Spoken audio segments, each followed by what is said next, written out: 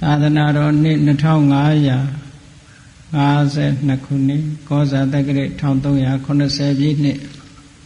တဇမုံလဆန်းရှိရဲ့ရန်ကုန်တိုင်းစမ်းချောင်းမြို့နယ်အောင်ချမ်းသာရပ်ကွက်သီရိမင်္ဂလာလမ်းကံပြင်ကျောင်းတိုက်ဓမ္မယုံအတွင်းဆင်ကျင်းပပြုလုပ်အပ်သည့်ညာဥယျာဉ်ဓမ္မသဘင်အခမ်းအနားဝယ်ရန်ကုန်မြို့နယ်2ရပ်ကွက်ညီညွတ်ရေးလမ်းအမှတ်3ခါကြီးနေဥမောင်မောင်မြင့်ဒေါ်ဆန်းဆန်းထွေးသားမောင်ကျော်သာထက်သမီးမရင်ဝေလင်သားမောင်တန်းစင်ဆိုမိသားစုတို့ဤအမတဒါနဓမ္မဒါနအဖြစ်ဖြင့်ဟောကြားအပ်သောအတိတရားရှိသူတို့ဤစိတ်နေသဘောထားတရားဒေသနာတော်ဘုရားမြတ်စွာဤမဟာကရုဏာကုံအာယုပြုကာတိကျူးဖွဲ့ဆိုအပ်သောဝန္ဒနာပနာမအာတိတဂါထာကိုယူဆပူဇော်ခြင်းဖြင့်ဓမ္မသဘင်ကိုစတင်ကြရအောင်ယောကပဂောတိဟိပိယပမေယံကာလံကရောတောတိဒုက္ခရာနိခေရံကတောလောကဟိတယာနာထောနမောမဟာကာရုဏိကတတတ္တယောနာထောဝိနိယများစွာတတ္တဝါဤချမ်းသာစီးပွားလိုလားတောင်းတဂုံပေါင်းခါသဖြင့်နာထမြညာခြင်းရှင်တော်မြတ်ဖရာသည်ကပ္ပဂောတိဟိပိဂရေကဘာအရေးအတွက်သင်္ချာတို့ဖြင့်တော်လဲအဘယ်မေယံရည်အတွက်တိုင်းတာဖော်ပြခြင်းငါမစွမ်းနိုင်ပါသောကာလံလေးအသင်ခြေသိမ့်နေကမှာရှိကြသောကာလပတ်လုံးလောကဟိတယတတလောကဤအကျိုးစီးပွားအလုံးငါအတိဒုက္ခရာနိဥစ္စာအသက်ချေလက်အင်္ဂါမေတ္တာကြီးမှသမိတာနှင့်တထာဇနီဆွန်ញင်းကြီးဟုကျက်တိထဘွယ်ငါးသွဲအစုအလွန်ခဲရင်တော်မူတော့ကိုကရွန်တော်ဖျားဖြစ်ရန်ဤတန်ကျုပ်ကိုအထုတ်တော်မူရသည်ဖြစ်၍ခေရန်လက်ချေမျက်လုံးအသက်ဆုံးရဲ့နှလုံးစိတ်ဝံကိုရောဤပင်မညင်းသို့ကတောဘဝတဏ္ဍကျိန်ပများစွာရောက်တော်မူခဲ့ရရှာလိပြီမဟာကရုဏီကတတတဝါများရင်ဝဲသားကဲ့သို့တနာချစ်ခင်မဟာကရုဏာရှင်ဖြစ်တော်မူသောဒါသနာဒါသဝိနည်းများစွာတတ္တဝါဤချမ်းသာစီးပွားလိုလားတောင်းတဂုံပေါင်းခါသဖြင့်နာထမြညာထိုးရှင်တော်မြတ်ဗျာအားနမောယုတိပြောင်းပြောမှန်ကိုလျော်၍ကရောယုကျိုးရှိခိုးခြင်းသည်အထုဘဝတုစင်စစ်မသွေဖြစ်ပါစေတည်းသာဓုသာဓုသာဓုအတိတရားရှိသူတို့ဤစိတ်နေသဘောထားလောကမှာလူတွေပြောကြတယ်ဒီလူကတော့အတိတရားမရှိဘူးဒီလူကတော့အတိတရားရှိတယ်ဘာကိုရည်ညွှန်းပြောနေကြတာလဲအတိတရားဆိုတာဘယ်ရာကိုခေါ်တယ်လဲလို့ခြုံငုံသုံးသပ်ကြည့်ဖို့လိုတယ်အတိတရားရှိတဲ့ပုဂ္ဂိုလ်ရဲ့စိတ်နေသဘောထားလူတယောက်မှာအတိတရားမရှိခင်ကစိတ်နေသဘောထားကဘယ်ပုံရှိပြီးအတိတရားရှိပြီးတဲ့နောက်မှာစိတ်နေသဘောထားပြောင်းလဲလာမှုကဘယ်လိုလဲလို့ကိုဆန်းစစ်ပြီးတော့ကြည့်တင်တာပေါ့အတိတရားလို့ဆိုတာအမှန်ကန်စဉ်းစားနိုင်မှုအခြေခံအားဖြင့်ပြောရမယ်ဆိုရင်တော့လူမှုရေးရာနဲ့ပတ်သက်တဲ့အတိတရားဆိုတာတစ်မျိုး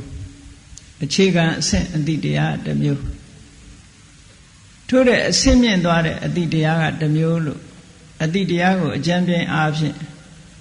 အဆင့်2မျိုး level 2မျိုးခွဲပြီးတော့ကြည့်လို့ရတာပေါ့လူတွေဆိုတာအခြေခံအဆင့်ဆိုတာရှိကိုရှိရအခြေခံအဆင့်မှာအတိတရားမရှိဘဲနဲ့အဆင့်မြင့်မှာအတိတရားရှိတယ်ဆိုတာမဖြစ်နိုင်ဘူးเนาะမှန်ပါပါဗျာအခြေခံအဆင့်ပြည့်စုံပြီးသားပုဂ္ဂိုလ်များတာလည်းအဆင့်မြင့်အတိတရားဆိုတာဖြစ်နိုင်တယ်အဲ့တော့အတိတရားလို့ဆိုသည့်နေရာမှာအမျိုးမျိုးရှိနိုင်တယ်လို့ဒီလိုမှတ်ရမယ်အတိတရားဆိုတာအခြေခံအားဖြင့်ပြောမယ်ဆိုလို့ရှိရင် လူတိုင်းမှာရှိတဲ့ရှိလိုက်တဲ့အခြေခံအတိတရားဆိုတာဘာလဲလို့ပြောမယ်ဆိုလို့ရှိရင်ကိုယ်ချင်းစာတရားပဲလောကမှာကိုယ်ချင်းစာတရားထားတတ်တဲ့ပုဂ္ဂိုလ်ဟာတစ်ဖက်သားရဲ့ခံစားချက်ကိုသိပြီးတော့မကောင်းတဲ့အလုပ်မလုပ်တဲ့သူတော်ကောင်းမျိုးဖြစ်တတ်တယ်မကောင်းတဲ့လူတွေလူဆိုးလူမိုက်တွေလူရန်ကားတွေအတိတရားမရှိတဲ့လူတွေဆိုတာကိုချင်းစာတရားမရှိတဲ့ပုဂ္ဂိုလ်တွေလို့ပြောရမယ်နော်မှန်လားပါဗျာကိုချင်းစာဆိုတာဘာကိုခေါ်တာတော့ဆိုကိုနဲ့နှိုင်းစာပြီးတော့ကြည့်တယ်အဲ့တော့ကိုနဲ့နှိုင်းစာကြည့်တယ်ဆိုတဲ့နေရာမှာဘယ်လိုအဆင့်မျိုးကိုပြောတာတော့ထပ်ပြီးတော့ခွဲလို့ရသေးတယ်ကိုနဲ့နှိုင်းစာရမယ်ဆိုလို့ရှိရင်ဥပမာမကောင်းတဲ့အလုပ်လောက်ကင်စားတော့တဲ့ပုဂ္ဂိုလ်တယောက်ကကိုယ်နဲ့နှိုင်းရမှာလားနော်မကောင်းတဲ့လူတယောက်ကကိုယ်နိုင်နှမ်းပြီးတော့ကိုချင်းစာရမှာလားလို့ဒီလိုဟာမျိုးမဟုတ်ဘူးနော်ကိုချင်းစာဆရာကိုချင်းစာတရားဆိုတာမြတ်စွာဘုရားသခင်ကိုရောမြတ်ကအတ္တုပနာယိကလို့ခေါ်တယ်အတ္တဥပနာယိကကိုယ်နဲ့ရှင်းပြီးတော့ကြည့်ရမယ်ကိုယ်အကြိုက်နဲ့ရှင်းပြီးတော့ကြည့်အများရဲ့စိတ်ဆန္ဒအများရဲ့ကြိုက်နှစ်သက်မှုကိုရှင်ပြီးတော့ကြည့်ရမယ်ကိုကြိုက်နှစ်သက်တာနဲ့ရှင်ပြီးတော့ကြည့်ရမယ်ဆိုပါစို့လူတယောက်ကအရက်တောက်ချင်အရက်ကြိုက်တယ်သူလည်းတောက်ချင်တောက်ပါစေဆိုတာဒါကိုချင်းစာတရားတော့မဟုတ်ဘူးဒီဟာမျိုးဆိုလိုတာမဟုတ်ဘူးเนาะမှန်လားပါဗျာဒီလိုဟာမျိုးဆိုလိုတာမဟုတ်ဘူးအခြေခံအဆင့်ကဘယ်လိုပြောရမလဲလို့ဆိုရင်လူတိုင်းဟာဒုက္ခကာမဒုက္ခပฏิကူလချမ်းသာတာကြိုက်တယ်တဲ့ဆင်းရဲတာမကြိုက်ဘူးဆင်းရဲမှုကိုယွံမုန်းတယ်ဘယ်သူပဲမေးလိုက်ပြီးတော့လူရှိသမျှကိုအကုန်စစ်တမ်းထုတ်ပြီးတော့မေးရင်ဒုက္ခကာမစိတ်ပုံမှန်ဖြစ်နေတဲ့ပုဂ္ဂိုလ်တွေလိုက်မေးမယ်ဆိုရင်ဒုက္ခကာမချမ်းသာခြင်းနဲ့ချမ်းသာတယ်ဆိုတာပတ်စံချမ်းသာတာကိုပြောတာမဟုတ်ဘူးနော်မှန်လားပါဗျာလူဆိုတာဘဝမှာအစဉ်ပြေလေးနေခြင်းတာချမ်းသာခြင်းနဲ့အေးစစ်စစ်နေခြင်းနဲ့အဲ့ဒီချမ်းသာမျိုးကိုပြောတာမှန်လားပါဗျာပတ်စံချမ်းသာတာကစိတ်ချမ်းသာတာမဟုတ်ဘူးတခြားစီနော်မှန်လားပါဗျာဒါကြောင့်မို့ဗမာစကားမှာသွားပြီးတော့ရောတတ်တယ်လူချမ်းသာနဲ့သွားပြောလို့ရှိရင်ပတ်စံရှိတဲ့လူကိုလူချမ်းသာလို့သွားတွက်တတ်တယ်အဲ့ဒါမျိုးကိုပြောတာမဟုတ်ဘူးမှန်လားပါဗျာမိမိအစဉ်တန်းလိုက်ဘဝမှာစိတ်ချမ်းသာကိုချမ်းသာနေတာဟုတ်ဒါစိတ်ချမ်းသာတယ်လို့ခေါ်တာပဲပတ်စံတွေဘလောက်များနေစိတ်ချမ်းသာခြင်းမှာချမ်းသာတယ်လေငွေကြေးတွေကထောင်တောင်းသိန်းပေါင်းထောင်တောင်းရင်းနှီးထားတယ်အဲ့ဒီအလုပ်တစ်ခုမတော်တဆပျက်စီးသွားမှာကိုအမြဲတမ်းစိုးရိမ်နေရတယ်ဟောချမ်းသာတဲ့ငွေချမ်းသာတဲ့ပုဂ္ဂိုလ်ကထိုငွေတွေဆုံးရှုံးမှအမြဲကြောက်နေရတယ်မှန်လားပါဗျာအဲ့ဒါချမ်းသာမဟုတ်ဘူးပတ်စံချမ်းသာတာမဟုတ်ဘူးတကယ်စစ်ချမ်းသာတာကအဲ့ဒါမျိုးကိုပြောတာမဟုတ်ဘူးတဲ့မိသားစုဘဝမှာဗာနဲ့ပဲနေရစာဝတ်နေရေးလေးပြည့်စုံနဲ့မတောင်းမတမကြောက်မကြနဲ့အေးသက်သာချမ်းသာနေနိုင်ရတယ်ဆိုတာမျိုးကိုဆိုလိုတယ်တဲ့အဲ့တော့လူတိုင်းဟာချမ်းသာခြင်းကြခုနငွေရှာတဲ့ပုဂ္ဂိုလ်တွေကလည်းချမ်းသာခြင်းလို့ရှာတာကတော့ချမ်းသာခြင်းတယ်သို့တော့ချမ်းသာခြင်းလို့ရှာပေမဲ့လို့ချမ်းသာတယ်တွေ့သလားဆိုချမ်းသာတယ်မာတာတွေမဟုတ်ဘဲနဲ့ဆင်းရဲဒုက္ခတွေလည်းအများကြီးတွေ့ရတာပေါ့ဒါကြောင့်မို့စိတ်ရေးချမ်းသာမှုဆိုတာတစ်ခုနဲ့တစ်ခုမတူဘုရားမြတ်စွာလက်ထက်တော်ခါကာလတုန်းကတာကဝင်တွေကအလှဲ့ကျခုခေတ်လို့ပြောမယ်ဆိုရင်တော့တပါတီစနစ်လူမျိုးတစ်မျိုးကအုပ်စိုးတာကို oligarchy system လို့ခေါ်တယ် monarchical system ဆိုတာဧကရာဇ်ဘုရင်တွေအုပ်စိုးတာဘုရင်တဦးတည်းကနေပြီးသားစဉ်မျိုးဆက်အုပ်စိုးသွားတာ monarchical system လို့ခေါ်တယ်ဘုရားလက်ထက်ကဗိမိတာရတို့ကောသလတို့အဲ့ဒီစနစ်နဲ့အုပ်စိုးတာသူတို့သားစဉ်မျိုးဆက်ဘုရင်အုပ်စိုးသွားဘုရားရဲ့အမျိုးဖြစ်တဲ့တာကီဝင်တွေတို့ဟိုဝေသာလီယပြည်ကလိတ်ဆွေတို့ဘုရားပြိဋိဘံဆိုင်ရာရက်ကမန္လာတိုင်းကမန္လာမင်းတွေတို့ဆိုတာတွေက oligarchy system လို့ခေါ်တယ်ခုခေတ်လို့ဆိုရင်တော့တပါတီအုပ်စိုးတယ်လို့ဒီလိုပြောနော်မှန်လားပါဗျာလူမျိုးတစ်မျိုးကနေပြီးတော့အပေါင်းအဖွဲ့လုပ်ပြီးတော့အုပ်စိုးတဲ့စနစ်ပေါ့ ခုခေတ်က Republican ဆိုတာတွေနဲ့ခတ်ဆင်ဆင်ပေါ့သို့တော့မဲနဲ့တင်မြှောက်ထားတာမဟုတ်ဘူးသူတို့လူမျိုးအုပ်စုကနေပြီးတော့အပေါင်းအဖွဲ့လုပ်ပြီးတော့အလှည့်ကျခုခေတ်လို့ပြောမယ်ဆိုရင်အလှည့်ကျဥက္ကဋ္ဌပေါ့အလှည့်ကျသမတနဲ့သွားတာမျိုးအဲ့ဒီထဲမှာတာကဝေမင်းတွေမှာအလှည့်ကျပြီးတော့ဥက္ကဋ္ဌလုပ်နေရတဲ့ဗတ္တိယဆိုတာသူ့ရဲ့တငယ်ချင်းအနုရုဒ္ဓကနေပြီးတော့အတင်းဆွဲပြီးတော့သင်္ကန်းဝတ်ရအောင်ပြောတော့နောက်ဆုံးကိုတငယ်ချင်းကိုခင်မင်နာနဲ့ဥက္ကဋ္ဌသမတယာတုကိုစွန့်ပြီးတော့သူပဲသင်္ကန်းဝတ်သွားတယ်တူတူသင်္ကန်းဝတ်လိုက်ကြတယ်အနုရုဒ္ဓတို့ဗတ္တိယတို့အာနန္ဒာတို့ဘဂုတို့ဒေဝတတ္တတို့ဆိုတအုပ်စုတွေသင်္ကန်းဝတ်လိုက်ကြတာအဲ့ထုံးအဲ့ဒီမဲ့ဗတ္တိယကလက်ရှိယာတုတစ်ခုကိုစွန့်လွတ်ပြီးတော့သူသင်္ကန်းဝတ်လိုက်တော့မြတ်စွာဘုရားတရားတော်မှာကျင့်လိုက်တဲ့အခါတရားအသိရှိသွားပြီယဟန္တာဖြစ်သွားတဲ့အချိန်ကနေပြီးတော့သူတစ်ပါးတည်းနေတဲ့အခါမှာနှုတ်ကနေမကြာခဏသူကနှုတ်ကနေပြီးတိုးတိုးနဲ့ပြောနေတတ်တယ်ဘာပြောတော့ဆိုအဟောဒုက္ခံအဟောဒုက္ခံချမ်းသာလိုက်တာနော်ချမ်းသာလိုက်တာဒီဘဝကိုငကိုတော့သူမလာခြင်းဘူးတိုင်းပြည်ကိုအုပ်စိုးရတဲ့ဘဝကိုပဲသူကြိုက်တယ်ဒီယဟန်ဘဝကိုသူမလိုလားဘူးသို့တော့တရားအသိရှိလိုက်တဲ့အခါကျတော့သူစိတ်နေသဘောထားတွေပြောင်းသွားတယ်ပြောင်းသွားပြီးတော့သူဘာပြောတော့ဆိုချမ်းသာလိုက်တာချမ်းသာလိုက်တာသူစိတ်ထဲမှာလာတာနောက်တောင်ကျသွားတယ်လို့ထင်တယ်ဟုတ်ကဲ့မှန်ပါဗျာခုမှချမ်းသာတာအလုံးကိုစွန့်လွတ်လိုက်တယ်စွန့်လွတ်ပြီးတော့ယဟန်ဘဝကူးပြောင်းပြီးတရားအသိတွေရသွားတဲ့အချိန်မှာချမ်းသာလိုက်တာဆိုတော့ဘေးကပုဂ္ဂိုလ်တွေကအေးဒီယဟန်ကအမြဲတမ်းသူကချမ်းသာလိုက်တာချမ်းသာလိုက်တာပြောတာလူဘဝတုန်းကမင်းစည်းစိမ်မျောလင့်ပြီးတော့သူကချမ်းသာတာနဲ့ညီးနေတာလားအဲ့ဒါကိုပြန်ပြီးရကြံလို့များနောက်ကျောင်းပြန်နေတာလားလွမ်းတနေတာလားလို့ဘေးကထင်ညတဲ့မှန်လားပါထင်တဲ့အခါကျတော့မြတ်စွာဘုရားကိုသွားလျှောက်ကြတယ်ဗတ္တိယကဘယ်နေရာဖြစ်ဖြစ်သူပါဇက်ကချမ်းသာလိုက်တာပြောနေသူဘာရည်ပဲပြီးပြောတာတော့ဆိုတော့ဘုရားကရှင်းအောင်လို့ခေါ်မေးတယ်နေပါအောင်ဗတ္တိယ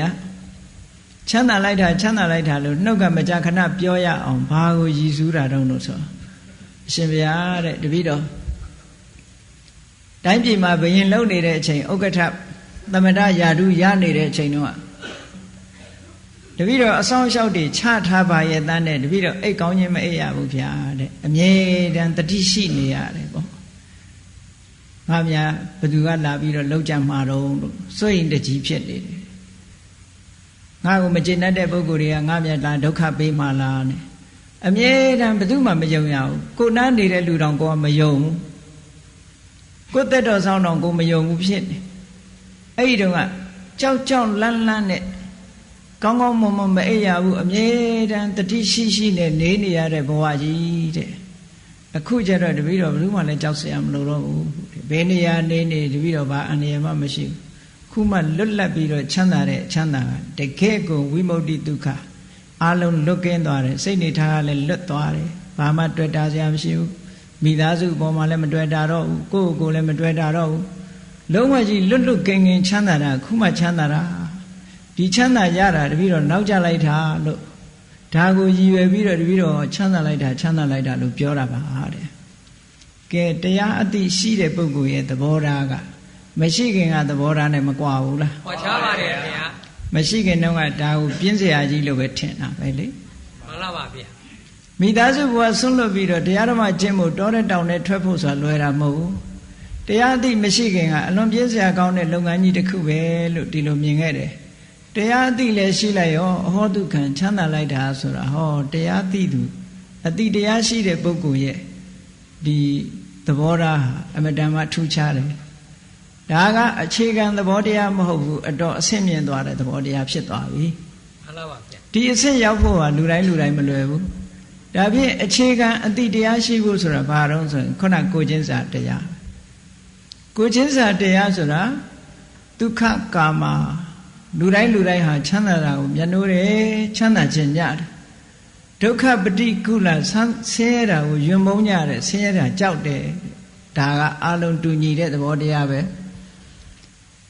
အဲ့ဒီလိုဖြစ်ပါရဲ့တန်းနဲ့လူတွေကကိုချမ်းသာဖို့အတွက်သူများကိုဘာလို့ဒုက္ခပေးကြသလဲဒါတရားနဲ့သိရအတိတရားဆိုတာအဲ့ဒါပြောတာမှန်လားပါဗျာငါချမ်းသာခြင်းနဲ့ဒုက္ခကိုယုံမုန်းတယ်ငါချမ်းသာရဲ့တန်းနဲ့ငါမကြိုက်တဲ့အလုပ်ကြဘာဖြစ်လို့လုပ်ချင်ရလဲဟောစဉ်းစားရမယ်တဲ့မြတ်စွာဘုရားဒါတရားအတိလို့ပြောတာเนาะဒီတရားအတိကအခြေခံအတိပဲကဲဘုရားမြတ်စွာရဲ့အကျင့်တရားတွေမှာသီလကအစတယ်ဘာဖြစ်လို့တုံးဆိုမြတ်စွာဘုရားကဘယ်သူပဲဖြစ်ဖြစ်မှန်ကန်တဲ့လမ်းကြောင်းပေါ်ကိုရှောက်မယ်ဆိုရင်ဘာကစမလို့ဆိုရင်ကုသိုလ်တရားတွေရဲ့အစမှာနှစ်ခုရှိတယ်တဲ့တစ်ခုကကိုခြင်းတရားကုသိုလ်တရားတွေရဲ့အစနံပါတ်1ကကိုခြင်းတရားနံပါတ်1ကအမြင်မှန်ဟောဒီနှစ်ခုနဲ့စရမယ်အမှန်မြင်ရမယ်လို့ဆိုဘာဟိယဆိုတဲ့ယဟန်ဒီဘာဟိယကဟိုဘာဟိယဓာရုစီရိယမဟုတ်ဘူးနောက်ဘာဟိယတပါ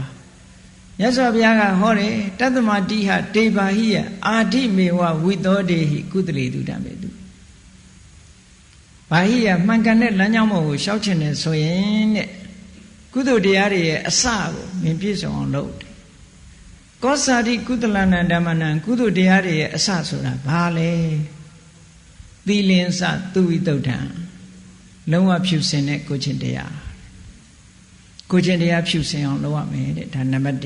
မှန်ပါပါဗျာဒိဋ္ဌိစဥစုကာဖြောင့်မှန်တဲ့အမြင်ရှိရမယ်တဲ့ဟောဒီနှစ်ခုဟာကုသိုလ်တရားတွေရဲ့အစပဲဒီကုသိုလ်နှစ်ခုဒီနှစ်ခုမှမရှိရင်ကုသိုလ်တရားတွေစလို့မရဘူးကိုယ်တဏ္ဍာမှာကုသိုလ်တရားတွေစဝင်လာတာဒီနှစ်ခုကစတာကဲကောင်းပြီမြတ်စွာဘုရားကဟောတာလေကိုချင်းတရားကစလို့ဆိုတော့ကိုချင်းတရားဆိုတာအလုံးသိကြတဲ့အတိုင်းအရေးကြီးတာကဘာလို့ဆိုရင်မနောဒုစရိုက်ကိုအသာထားအများနဲ့ဆက်ဆံတာကိုကြည့်လိုက်မယ်ဆိုရင်ကာယဒုစရိုက်နဲ့ဝစီဒုစရိုက်ကာယဒုစရိုက်၄မျိုးဝစီကာယဒုစရိုက်၃မျိုးနဲ့ဝစီဒုစရိုက်၄မျိုးအားလုံးအဲ့ဒီ9မျိုးအခြေခံအဆင့်ကိုပြောမယ်ဆိုလို့ရှိရင်ကာယဒုစရိုက်၃မျိုးဆိုတာသူများအသက်ကိုတတ်ခြင်းပါဏာတိပါဒအဒိဏဒါနသူများဥစ္စာကိုခိုးခြင်းမတရားယူခြင်းကာမေတုမိစ္ဆာစာရကာမဂုဏ်တရားတွေမှာမှောက်မှောက်မှားမှားပြုကျင့်ခြင်းလို့ဆိုတယ်ဒါကကာယဒုစရိုက်၃ပါးလို့ခေါ်တယ်အဲ့ဒီကာယဒုစရိုက်ကိုတရားအသိနဲ့ဆင်ခြင်ရမယ်တဲ့ဖြောက်ရမယ်တရားအသိနဲ့ဆင်ခြင်ပြီးတော့ဒီကာယဒုစရိုက်တွေကိုပယ်လှန်ပြီးတော့ကာယဒုစရိုက်ကိုကျင့်သုံးရမယ်လို့ဆိုလို့တွေးပုံတွေးနည်းကိုမြတ်စွာဘုရားပေးထားတယ်ကိုချင်းစာတဲ့အတွေးနဲ့တွေးကြည့်ပါတဲ့ပါဏာတိပါဒနဲ့ပတ်သက်ပြီးတွေးလိုက်မယ်ဆိုလို့ရှိရင်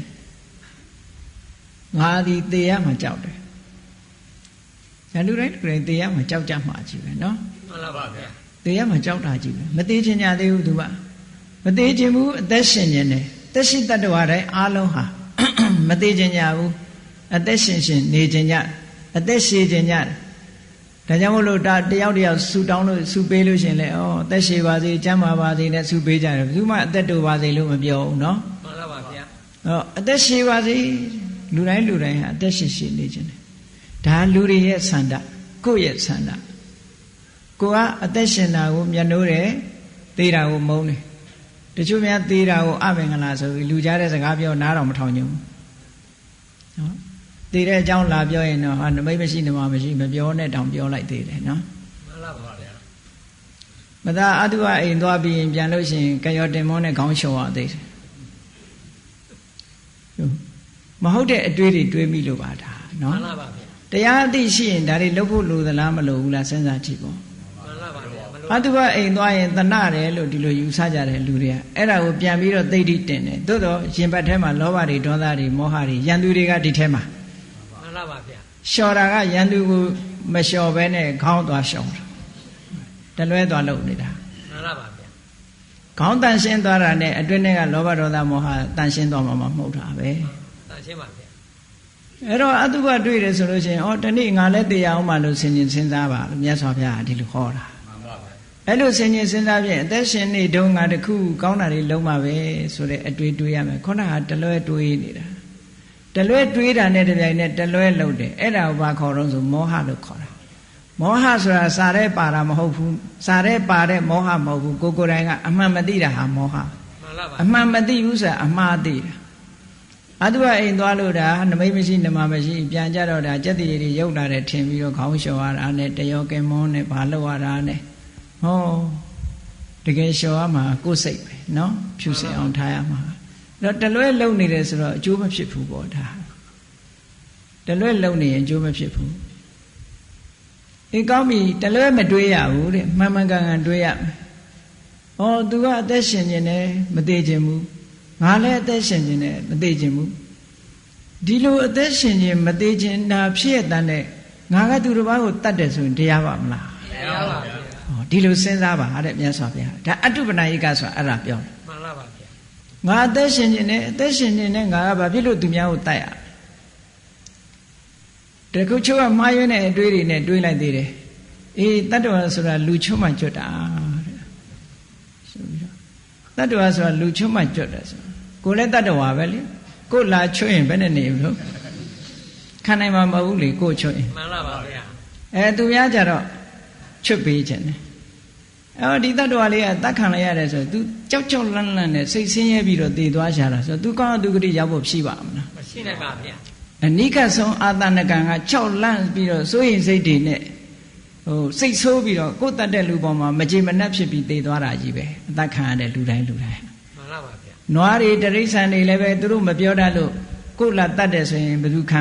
ကျင်မလဲမခံကျင်ဘူးမဟုတ်လားမှန်ပါပါဗျာမပြောတတ်တာပဲရှိတယ်မခံကျင်တာချင်းတူတူပဲတရားမှာကြောက်ထားခြင်းကတော့တူတူပဲအဲ့ဒါကိုတတ်တယ်ဆိုလို့ရှိရင်ကြည့်ဩငါဒီတရားမှာကြောက်တယ်အသက်ရှင်ခြင်းတယ်ဒီတတ္တဝါလေးလည်းတရားမှာကြောက်မှာပဲအသက်ရှင်ခြင်းရှာမှာပဲငါမကြိုက်တဲ့အလုပ်ပဲဖြစ်လို့သူများကိုလုပ်ရမလဲဟောဒါတရားအတိလို့ခေါ်တယ်အတိတရားဆိုတာအဲ့ဒါဒါနာကောင်းမှုတွေလုပ်ခွင့်ရတာတရားကျေးဇူးကုသိုလ်အကုသိုလ်သိမမိတ်မှုဖြစ်နေတယ်ဟုတ်လားကိုယ်အသားကြတော့ထိမှသိကြောက်တယ်အဲ့တော့အတိတရားဆိုတာအဲ့ဒါပြောတာမြတ်စွာဘုရားရဲ့ဟောတဲ့တရားကတရားဘူးတကယ်ကိုတရားဆိုတဲ့အတိုင်းအလွန်တရားတယ်ဟုတ်ကဲ့လားမှန်ပါပါဗျာဒီတရားမလိုက်နာဘူးဆိုမတရားဘူးသေချာစဉ်းစားခြင်းမတရားဘူးဆိုတာကိုချင်းမစားလို့မတရားဘူးလို့ပြောလို့ရတယ်လေတရားဆိုတာကတကယ်ကိုမျှတတဲ့စိတ်မဟုတ်ဘူးငါတော့ရှင်ကျင်တယ်သူတော့သိရမယ်ဆိုမမျှတတဲ့စိတ်ထားကြီးပဲလို့ဒါမှန်ကန်တဲ့အတွေးလို့ခေါ်တယ်မှန်ကန်တဲ့အတွေးမပါဘဲနဲ့မှန်ကန်တဲ့နားလည်မှုဆိုမဖြစ်နိုင်ဘူးတဲ့ပြောမယ်ဆိုရင်ဒါတမ္မာဒိဋ္ဌတမ္မာသင်္ကပ္ပဆို right and right thought ပဲဒါဟုတ်ကဲ့လားမှန်ပါဗျာဒါကိုတရားအသိလို့ပြောတာမှန်ကန်တဲ့အသိနဲ့လုပ်ပြီးတော့မြတ်စွာဘုရားကပါဏာတိပတ္တနဲ့ပတ်သက်ပြီးတော့ဒီရှုထောင့်၃မျိုးက၃မျိုး၃ပလယ်ကနေပြီးတော့စင်ကြယ်အောင်လုပ်ရမယ်တဲ့ဘာလို့ဆိုရင်ကိုယ်တိုင်လည်းပါဏာတိပတ္တကရှောင်ရမယ်သူများကိုလည်းရှောင်ဖို့တိုက်တွန်းရမယ်ပါဏာတိပါဒကရှောင်ခြင်းရဲ့ဂုဏ်ကျေးဇူးကိုလည်းပြောရမယ်တဲ့အဲ့ဒါကိုတိကောတိပရိသုဒ္ဓသုံးဘက်သုံးပလံကနေပြီးတော့ဒီပါဏာတိပါဒကစင်ကြယ်တာကိုယ်တိုင်မလုတ်တဲ့အပြင်ကိုယ်တိုင်တော့မလုတ်ဘူးသူများကိုတော့မလိမ့်တပတ်ပြောတဲ့ပုဂ္ဂိုလ်ကရှိသေးတယ်လေကိုကတော့ငရဲကြီးမှကြောက်တော့မလုတ်ဘူးသူများကိုဟိုတင်းလို့ကြနေပြီဘုန်းကြီးတစ်ပါးလို့ပေါ့ဘုန်းကြီးတစ်ပါးမဘွေးတွေ့တယ်တဲ့တခါတယောက်ကလာတဲ့အခါကျတော့ဘုန်းကြီးကပြောတယ်မဘွေးဟေးဒီမွေကိုက်ရင်သေရတယ်နော်စိတ်ပြင်းတယ်တခါကနားမလဲဘူးအဒီမွေကိုက်ရင်သေရတယ်တခါမကဘူးနှစ်ခါသုံးခါထပြောဘုန်းကြီးကသူကိုယ်တိုင်တော့အဲ့ဒီမွေမရိုက်ဘူးဟုတ်ကဲ့လားမှန်ပါပါဗျာဒါပေမဲ့သူစိတ်ထဲကရိုက်စေခြင်းဒီကောင်ကိုက်ရင်ဒီကောင်ဒုက္ခပေးလိုက်မယ်ကိုက်ရင်သေရတယ်အစိတ်ပြင်းတယ်ဆိုဟိုတခါတယောက်ကသဘောပေါက်တဲ့တခါတယောက်ကဒုတ်ဆွဲပြီးဘုံဘုံနဲ့ရိုက်တော့မှအေးအဲ့လိုမှပေါ့လို့ပြောတယ်အဲ့ဒါဒီလှုပ်ထာကိုချီးမွမ်းတာပဲဘာမှမထူးဟုတ်ကဲ့လားမှန်ပါဗျာဟော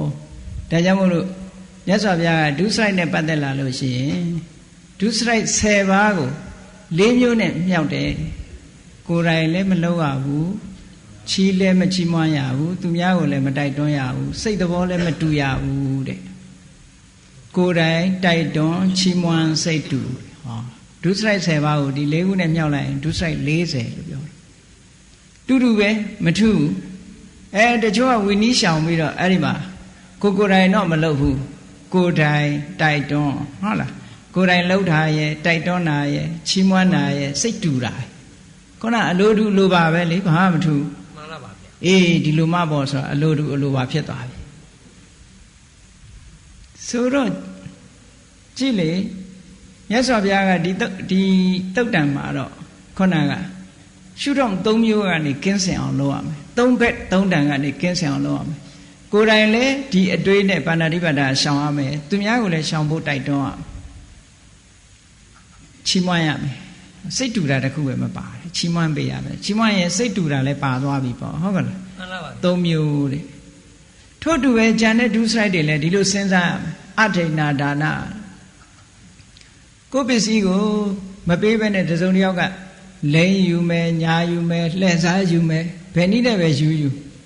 ခိုးမှတိုက်မှမဟုတ်ဘူးကိုယ်ပစ္စည်းကိုတနည်းနည်းနဲ့လိန်ညာယူသွားမယ်ဆိုရင်အယူမခံနိုင်ဘူးဒါကိုမကြိုက်ဘူးကိုကတော့မကြိုက်ဘူးသို့တော့သူများပစ္စည်းကိုအဲ့ဒီလိုလိန်ညာယူတတ်တာမျိုးကရှိတတ်သေးတယ်လေဆိုပါစို့အစ်စ်ကိုအတုလို့ပြောပြီးတော့လုပ်ရင်ဒါလိန်ညာယူတာပဲမထူးဘူးလေမှန်ပါပါဗျာပစ္စည်းတစ်ခုဒါအစ်စ်ပါဆိုပြီးတော့အတုကြီးပေးတယ်ခုခေတ်သာပေါ်တဲ့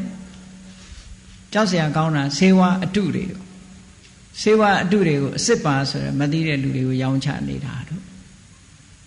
အဲ့ဒီလိုဟာမျိုးကအလွန်လွန်ကြောက်စရာကောင်းတယ်တစ်ဖက်သားကိုလည်းထိခိုက်မှုဖြစ်စေနိုင်တယ်တခြားပစ္စည်းတုတာတဲ့ဆေးဝါးပစ္စည်းတုတာကအသက်အန္တရာယ်ကိုသွားပေးနိုင်တယ်ပေါ့မကောင်းတာကြတော့မှန်ပါပါဗျာအဲ့တော့တစ်ဖက်သားကိုအကျိုးမဲ့ဖြစ်စေတတ်တဲ့အရာတွေအဋိဏဒါန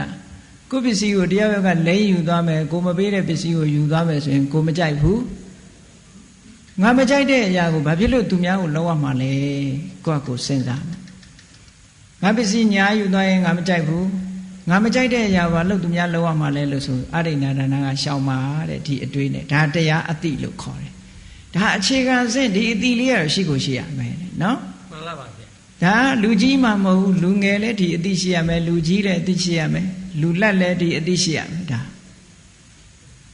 အဲ့ဒါလို့လုပ်ပြီးတော့အဋိဏဒါနကကိုယ်တိုင်လည်းရှောင်တယ်သူများကိုလည်းတိုက်တွန်းတယ်ရှောင်တဲ့ကျိုးကျေးဇူးကိုလည်းချီးမွမ်းပြောဆိုတယ်ချီးမွမ်းတယ်ဒီလိုလာရမယ်ကာမေတုမိစ္ဆာစာရဆိုတာနဲ့ပတ်သက်လာရင်လည်းဒီလိုပဲကိုမိသားစုထဲမှာလာပြီးတော့ကာမဂုဏ်ကိစ္စဖောက်ပြန်မယ်ဆိုလို့ရှိရင်ကိုကြိုက်မှာမဟုတ်ဘူးမှမကြိုက်အဲ့တော့ကိုမကြိုက်တဲ့ကိစ္စကိုသူများသွားပြီးတော့ကိုမကြိုက်တာကိုသူများကြတော့လုပ်တယ်ဆိုတော့ဒါမတရားဘူးပေါ့နော်အဲ့ဒီမတရားဘူးဆိုတဲ့အတိလေးကိုတရားရမယ်ဆိုတဲ့အတိလေးကိုသိတာဒါတရားအတိပဲနော်အတိတရားပဲငါမကြိုက်တဲ့အလုပ်ကိုဘာဖြစ်လို့သူများလုပ်ရမှာလဲငါမကြိုက်ဘူးငါမကြိုက်ရင်သူများလည်းမကြိုက်ဘူးသူများမကြိုက်တဲ့အလုပ်ကိုငါဘာလို့လုပ်ရမှာလဲလို့စဉ်းစားပြီးတော့ကာမေတုမိစ္ဆာစာရကကိုယ်တိုင်လည်းရှောင်တယ်သူများကိုလည်းမလုပ်ကြနဲ့ဟေးတိုက်တွန်းတယ်နော်မလုပ်တဲ့လူကိုချီးမွမ်းတယ်ဒီလူကလူတော်ပဲလူကောင်းပဲနဲ့ဆိုချီးမွမ်းတယ်သုံးဖလှယ်ကနေပြီးတော့ကြည့်လိုက်တော့ကာမေတုမိစ္ဆာစာရနဲ့ပတ်သက်လာရင်သူကလုံးဝစင်ကြယ်သွားတယ်ပြည့်စုံသွားတယ်ကိုတော့ရှောင်ပါရဲ့သူများကိုတိုက်တွန်းနေသေးတယ်ချီးမွမ်းတဲ့စိတ်ကလေးရှိနေသေးတယ်ဆိုမဟုတ်သေးဘူးအဲ့ဒါမပြည့်စုံသေးဘူးလို့ပြောရမယ်နော်ဒါကာဒုစရိုက်နဲ့ပတ်သက်လာလို့ရှိရင်ဒီတိုင်းနားလဲရနောက်ဝစီဒုစရိုက်နဲ့ပတ်သက်လာပြီးတော့ကိုယ့်ကိုတစုံတစ်ယောက်ကလိန်သွားမယ်ကိုယ့်အကျိုးစီးပွားတွေပြက်အောင်လိန်လီစားပြောကြသွားမယ်ဆိုရင်ကိုယ်ခံရခက်တယ်ကိုမကြိုက်ဘူးအဲ့တော့ကိုမကြိုက်ဘဲနဲ့ဘာဖြစ်လို့သူများကိုလုပ်ရမှာလဲမလုပ်သင့်ဘူးကိုမကြိုက်တဲ့လို့သူများကိုမလုပ်သင့်ဘူးလို့စဉ်းစားရမယ်အဲ့ဒါလို့စဉ်းစားပြီးတော့မုသဝါဒကလည်းရှောင်ရမယ်လိန်လီလှည့်စားပြီးသူများအကျိုးတရားပြက်ပြားသွားအောင်မလုပ်သင့်ဘူးကိုယ်တိုင်လည်းမလုပ်ဘူးသူများကိုလည်းမလုပ်ဖို့တိုက်တွန်းတယ်မလုပ်တဲ့ပုဂ္ဂိုလ်ကိုလည်းလူတော်လူကောင်းအဖြစ်ချီးမွမ်းတယ်ရှုထောင့်၃မျိုးကနေပြီးတော့စင်ကြယ်အောင်ကျင့်သုံးတယ်နောက်တစ်ခုကဘာတော့ဆိုလို့ရှိရင်ပိတုဏဝါစာဆိုတာတယောက်နဲ့တယောက်မတက်အောင်ဝင်ပြီးတော့တတ်ရှို့တယ်ခုံတိုက်တယ်လို့ခေါ်တယ်မှန်ပါပါလူတယောက်နဲ့တယောက်အစဉ်ပြေးနေလို့ရှိရင်သွားပြီးတော့လေတံလေးသွားထိုးတယ်တယောက်နဲ့တယောက်မတက်အောင်လုပ်တယ် ဓမ္မပဒထဲမှာဝတ္ထုလေးတစ်ပုဒ်ရှိတယ်မထေရကြီးနှစ်ပါးတဲ့အသက်ကတစ်ပါးနဲ့တစ်ပါးမတိတ်မရေရွယ်တူပဲဆိုပါစို့တစ်ပါးကနည်းနည်းငယ်တယ်တစ်ပါးအကြီးသူတို့နှစ်ပါးဟာတကယ်လို့ကိုညီကိုလိုပဲခင်ကြတယ်ညီကိုလိုခင်တယ်အမြဲတမ်းဒီနှစ်ပါးဟာတူတူတွဲပြီးတော့သိရင်းနေတယ်အငယ်ပုဂ္ဂိုလ်ကကြီးတဲ့ပုဂ္ဂိုလ်သိလေးစားတယ်ကြီးတဲ့ပုဂ္ဂိုလ်ကလည်းပဲကိုငယ်တဲ့ပုဂ္ဂိုလ်ကိုလေးစားတယ်နှစ်ပါးတစ်ပါးနဲ့တစ်ပါးအပြန်အလှန်ဒီလိုလေးစားပြီးစိတ်သဘောထားအလွန်ကောင်းကြတယ်တောအကြောင်းတစ်ခုမှသတင်းသုံးနေတယ်အဲ့တောအကြောင်းမှာဓမ္မဂတိကဘုန်းကြီးတစ်ပါးရောက်လာတယ်အဲ့ရောက်လာတဲ့ဘုန်းကြီးကဒီကိုရောကြီးနှစ်ပါးကြောင်းရောက်လာတော့ဆရာတော်ကြီးတွေကလည်းတရားနာကြတော့ဓမ္မဂတိကဆိုတော့တရားဟောတတ်တယ်ပေါ့တရားဟောတော့သူတို့ဓမ္မဂတိကတရားဟောတတ်တော့သူတို့ကဓမ္မဂတိကကိုကြီးညိုကြတယ်မြတ်နိုးကြတယ်ငါရှင်တို့နဲ့တူတူနေပါတရားဟောဆရာရှိသူဟောခိုင်းတရားနာတရားမြတ်နိုးတာဒါပေမဲ့အဲ့ဒီဓမ္မဂတိကစိတ်ကောင်းမရှိဘူးပေါ့တရားသိမရှိဘူးသူများသာဟောတာကိုယ်မှတရားသိမရှိဘူးမရှိသည့်အတွက်ကြောင့်ဓမ္မဂတိကကိုတရားဓမ္မတွေကကြီးညိုလာတော့အဲ့ဓမ္မဂတိကဘာဖြစ်လာတော့ဆိုဒီကိုရောကြီးနှစ်ပါးမောင်းထုတ်ပြီးတော့ဒီเจ้าအပိုင်စည်းမယ်ဆိုတဲ့စိတ်ဓာတ်ဝင်လာတယ်ဒါလွန်ခဲ့တဲ့နှစ်ပေါင်း2500ကနော်အခုမဟုတ်ဘူးမှန်လားပါဗျာအဲ့တော့လူရှိနေရင်ဘယ်ခါမှဆိုဒါမျိုးရှိမှာပဲနော်ခုခေတ်မှရှိတယ်လို့မထင်နဲ့လူရှိနေလူရဲ့စိတ်ဓာတ်ကိုကြောက်စရာကောင်းတာပြောပါတယ်မှန်လားပါဗျာဟိုခေတ်က2500လူတွေလည်းဒီတိုင်းပဲခုခေတ်လူတွေလည်းဒါဒီတိုင်းပဲရှိတဲ့လူကရှိနာပဲနော်မှန်လားပါဗျာအဲ့တော့မကောင်းတာတွေရှိတယ်လို့ကောင်းတာတွေကလည်းဟိုတုန်းကရှိတယ်လို့ခုလည်းရှိနေမှာပဲလို့ပြောရမှာပေါ့ကောင်းတဲ့ဘက်ကပြောမှဆိုရင်နော်အဲ့ဒီဓမ္မဂတိကဘာလို့တုံဆိုတော့ဒီကိုရောကြီးနှစ်ပါးသူမတက်အောင်လုံးမှဒီเจ้าသူရမှာကိုဒီကိုရောကြီးနှစ်ပါးညီညွတ်နေမဖြစ်ဘူးမဖြစ်တဲ့အခါကျတော့တရက်ကြတော့တပားစီသတင်းသုံးနေတဲ့နာကိုသွားတယ်ထင်းအောင်မြင်အောင်လှုပ်တာပေါ့ဂုံးတိုက်တယ်ဆိုတာပါဇက်နဲ့ပြောမှမဟုတ်သူကမထေရကြီးစီအရင်သွားပြီးတော့ရှင်ဘုရားတဲ့အရှင်ဘုရားတို့နှစ်ပါးညီလို့ကိုလို့ခင်တာဟုတ်လားဟာခင်တာပေါ့တို့နေလာတာနှစ်ပေါင်းလောက်ကြာပြီဒါပေမဲ့ဘုရားတဲ့ဆိုပြီးတော့မပြောတော့ပါဘူးဘုရားပြီးတော့ဆိုပြီးတော့ကြော့ပြီးထသွားတယ်ကိုရောကြီးစိတ်ထဲမှာထင်းနေဘာလဲဒီကိုရောငါဘာပြောချင်လို့နောက်တစ်ခါအငယ်စီသွားပြန်တော့လေဒီလိုပဲရှင်ဘုရားနောင်တော်ကြီးတော်ရှင်ဘုရားကြီးညိုတယ်ကြီးညိုတယ်ရှင်ဘုရားကသာကြီးညိုတာမပြောတော့ပါဘူးရှင်ဘုရားတို့တော်ကြတော့ဆိုဒီတိုင်းထသွားတော့ကိုရောကြီးနှစ်ပါးသိချင်လားနောက်တဲ့ကျတော့အတင်းကြပ်မေးတာအတင်းကြပ်မေးတဲ့အခါကျတော့ရှင်ဘုရားကိုဘလို့ပြောတယ်ဟိုကဘလို့ပြောတယ်ရှေ့သာရှင်ဘုရားနဲ့ဟန်လုတ်ပေါင်းနေတာကိုယ်ရကြတော့ပြောတယ်ဆိုကိုရောကြီးနှစ်ပါးစိတ်ဝမ်းကွဲသွားကြတယ်နော်စိတ်ဝမ်းကွဲသွားပြီးတော့တပားနဲ့တပားမျက်နှာချင်းမဆိုင်တော့ဘူးတပားကအရှိပေါက်ကနေထွက်ပြီးအရှိလျှောက်သွားတယ်တပားကအနောက်ပေါက်ကနေထွက်ပြီးအနောက်လျှောက်သွားကြောချင်းပေးပြီးတော့ထွက်သွားလိုက်ကြတာကိုရောကြီးတွေနှစ်ပေါင်းအတော်ကြာမှဒီကိုရောကြီးနှစ်ပါးပြန်တွေ့တဲ့အခါဒီကိုရောရဲ့လိမ့်လေလှည့်စားမှုကိုသွားတွေ့ရတယ်မှန်လားပါဗျာဂုံးတိုက်တာဆိုတာအဲ့လိုတဦးနဲ့တဦးညီညွတ်နေလို့ရှိရင်ဂျားထဲမှာဝင်ပြီးထင်းအောင်မြင်အောင်လုပ်ပြီးတယောက်နဲ့တယောက်မတက်အောင်လုပ်လိုက်တာတဲ့အဲ့ဒါကိုပိတုဏဝါစာလို့ခေါ်တယ်အဲ့ဒီပိတုဏဝါစာဟာကိုယ့်ကိုအလုတ်ခံရမယ်ဆိုလို့ရှိရင်ကိုမကြိုက်ဘူးတဲ့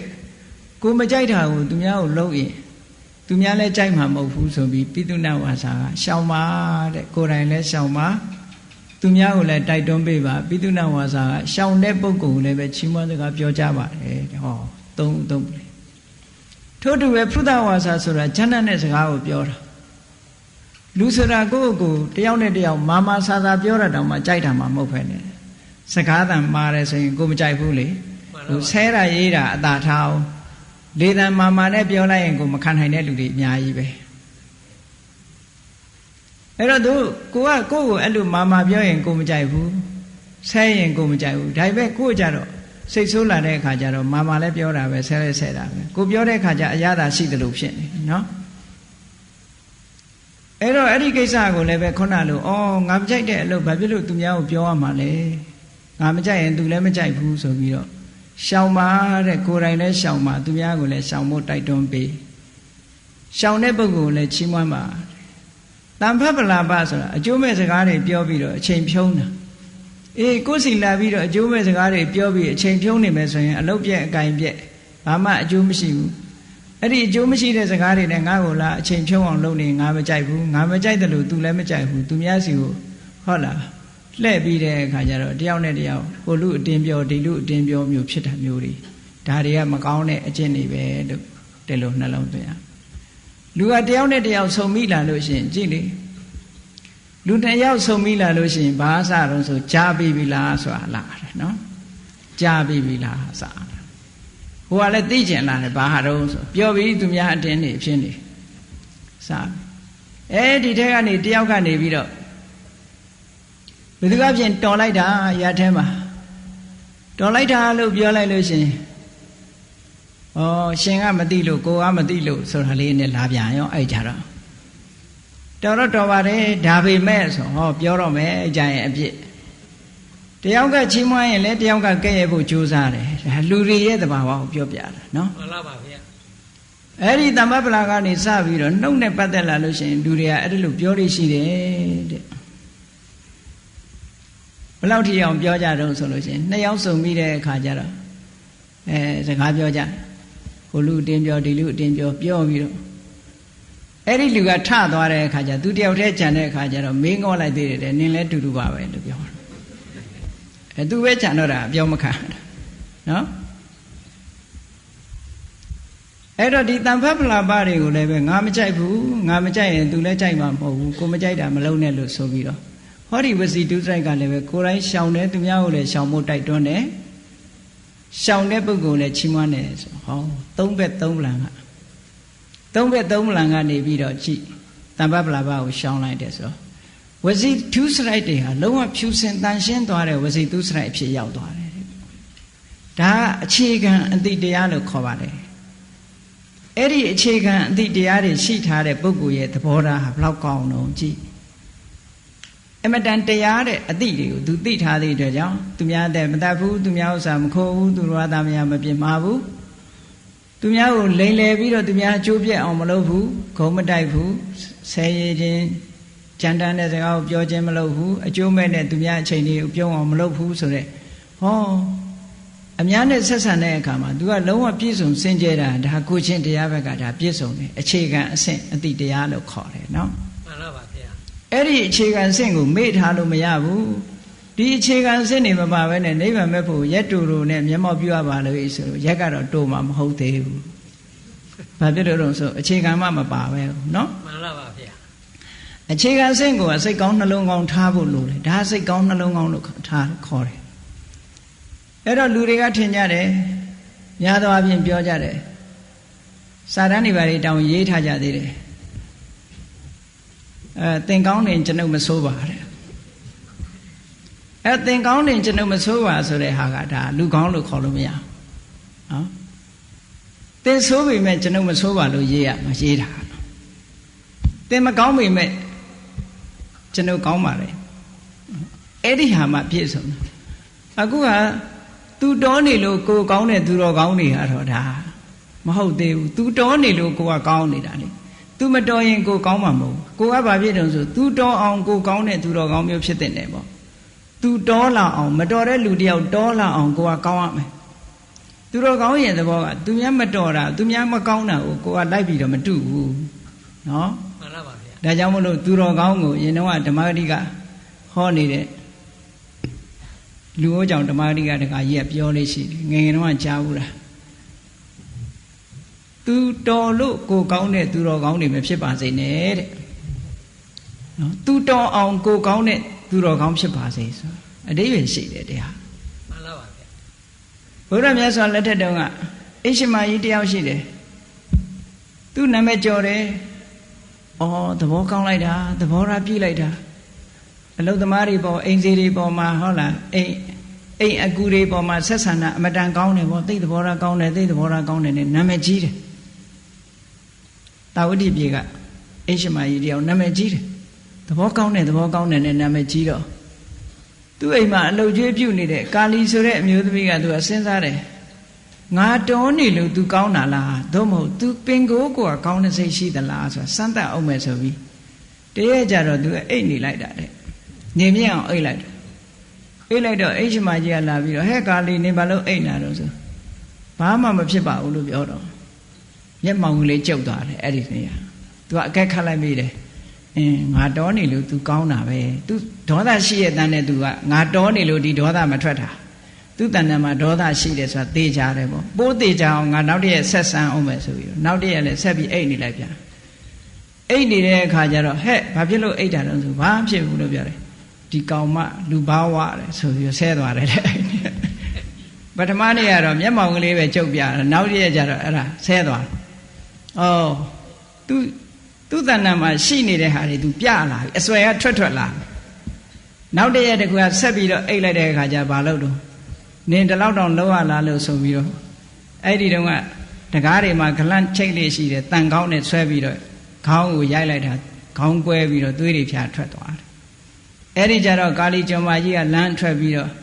့ရှင်တို့ပြောတဲ့အိရှင်မကြီးသဘောထားကောင်းတယ်ဆိုတာကြည်ကြသမ်းပါအောင်ဟောဒီမဲ့သွေးတွေနဲ့ခေါင်းရိုက်ခွဲတယ်ဆိုပြီးပြောတာအဲ့ဒီနေရာနေစပြီးတော့ဟာဒီအိရှင်မကြီးကသဘောသိဆိုးတာပဲနဲ့ဆိုဖြစ်သွားတယ်အဲ့ဒီမှာမြတ်စွာဘုရားကအဲ့ဒီဝတ္ထုလေးကိုဥပမာပြုပြီးတော့သူများတွေကကောင်းလို့ကောင်းနေတဲ့အကောင်းမျိုးမဖြစ်စေကြနဲ့တဲ့သူများတွေကမကောင်းတာကိုကိုယ်ကကောင်းရမယ်လို့ဒီလိုဆိုလို့တယ်ရဟန်းတွေကိုဆုံးမတယ်ဆရာသမားတွေကနေပြီးတော့သင်္ကန်းတို့တပိတ်တို့ပြိခရာတို့ထောက်ပံ့ပြီးတော့နေသည့်အတွက်ကြောင့်ဒီစကားပြောလို့ဆိုလို့ဆုံးမလို့လွယ်တာမျိုးဟာဒါတကယ်အစစ်အမှန်မဟုတ်ဘူးတဲ့ပေးနိုင်ကမ်းနိုင်လို့ကောင်းနေကြတာမျိုးဟာဒါတကယ်ကောင်းမဟုတ်ဘူးတဲ့တကယ်ကောင်းဖြစ်အောင်ကြိုးစားကြကိုယ်စိတ်ထဲရင်နဲ့နှလုံးထဲကနေပြီးတော့တကယ်ကိုအေးချမ်းပြီးတော့ဒေါသငြိမ်းအောင်ကြိုးစားကြသူများကတောနေလို့ကိုကောင်းနေတာမျိုးမဖြစ်စေကြနဲ့ကဲကိုလည်းစဉ်းစားကြည့်လေစိတ်ဆိုးစရာမရှိဘူးသူကထဆိုးမှမဟုတ်ဘူးလေစိတ်ဆိုးစရာရှိရတဲ့နဲ့မဆိုးမှသူတော့ကောင်း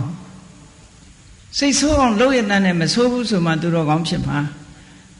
သူများတွေကကိုယ့်ပတ်ဝန်းကျင်ကကိုကောင်းနေလို့ကိုယ့်ဘာကိုသူတော်ကောင်းဖြစ်နေတာမျိုးမဟုတ်ဘူးတဲ့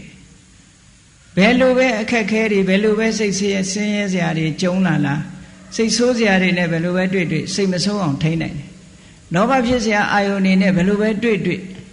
့လောဘကိုထိန်းနိုင်ရမယ်ဒေါသဖြစ်စရာအာယုန်တွေနဲ့ဘယ်လိုပဲတွေ့ကိုဒေါသကိုထိန်းနိုင်ရမယ်အဲ့ဒီလိုထိန်းနိုင်တာကမှတကယ်သူတော်ကောင်းတကယ်ငြိမ်းချမ်းသူအစစ်အမှန်လို့ခေါ်တယ်တဲ့သူတော်နေလို့ကိုကောင်းနေတာအာယုန်နေနဲ့အတိုက်ခိုက်မခံရလို့လေငိမ့်နေလို့မလှုပ်ရှားတာကိုအဟုတ်ထင်နေကြတယ်လေတိုက်ခံရတာကြည့်တစ်ပင်ကြီးတွေလည်းလေတိုက်ခံရတာပဲတောင်ကြီးတွေလည်းလေတိုက်ခံရတာသို့သောတစ်ပင်တွေလေတိုက်ခံရရင်ရိမ့်ထိုးပြီးတော့အမြစ်ပါကျွတ်ပြီးလွင့်မသွားဘူးလားလွင့်သွားပါတယ်ဗျာတောင်ကြီးတွေလည်းလေတိုက်ခံရတာပဲကြည့်မယ်ဆိုတောင်ကြီးတွေကမလှုပ်ဘူးလေဘာကွာတာတုံးဆိုတောင်ကြီးတွေကသူ့ကိုယ်သူကြံ့ကြံ့ခံထားတာတဲ့ဒီလေမုန်တိုင်းလောက်ကတော့ဘလောက်မှဘာမှမဖြစ်ဘူးတစ်ပင်တွေကသူ့လောက်ခံနိုင်ရမရှိဘူးလို့ဒီလိုဆိုလို့တယ်အဲ့တော့ကိုယ့်ကိုယ်ခံနိုင်ရရှိရလောကရန်တွေဘာလာကိုယ့်ကိုယ်မတုံလုံးကောင်နေနိုင်ဖို့ကြိုးစားရမယ်ဒီဟာမှတကယ်သူတော်ကောင်းလို့ဒီလိုဆိုလို့တာအပြင်ဘက်ကဓာန်ကိုတော့အကာအကွယ်လို့မရဘူးဒါကလာမှာပဲမြတ်စွာဘုရားကိုတော်မြတ်ကိုယ်တိုင်မျက်စိကမြင်စရာအာယုန်နဲ့မြင်တဲ့အခါမကောင်းတာလည်းမြင်တာပဲကောင်းတာလည်းမြင်တာပဲမကောင်းတာကိုအနိဋ္ဌာယုံခေါ်တာပေါ့ကောင်းတာကိုအိဋ္ဌာယုံခေါ်တာပေါ့အတန်ကြားတဲ့အခါလည်းမကောင်းတဲ့အတန်လည်းကြားတာပဲကောင်းတဲ့အတန်လည်းကြားတာပဲအနံ့ကလည်းမကောင်းတဲ့အနံ့ဟုတ်လားရှူတာပဲကောင်းတဲ့အနံ့လည်းရှူမိတာပဲအရသာလည်းမကောင်းတာလည်းခံစားရတာပဲကောင်းတာလည်းခံစားခန္ဓာကိုယ်ထိတွေ့ရလည်းမကောင်းတာနဲ့လည်းထိတွေ့တာပဲကောင်းတာနဲ့လည်းထိတွေ့တာသို့တော့တာမန်ပုဂ္ဂိုလ်တွေကြဘာဖြစ်တုံဆိုရင်မကောင်းတာနဲ့ကြုံရင်ဒေါသဖြစ်တယ်ကောင်းတာနဲ့ကြုံရင်လောဘဖြစ်တယ်ကောင်းမကောင်းကြုံတာချင်းကအတူတူပဲဖះလည်းကြုံတယ်ကိုယ်လည်းကြုံတယ်ကြုံတာချင်းတူပဲဖះကြတော့လောဘမဖြစ်ဘူးဒေါသမဖြစ်ဘူးယန္တာတွေကြတော့လောဘမဖြစ်ဘူးဒေါသမဖြစ်ဘူးဘာကွာနေတုံဆိုတရားအတိစွမ်းအားချင်းကွာနေတယ်တရားအတိနဲ့ခုခံပေးထားတဲ့အတွက်ကြောင့်ဖះယန္တာတွေရဲ့စိတ်ဓာတ်ကြန့်ခိုင်မှုကတောင်ကြီးကဲ့သို့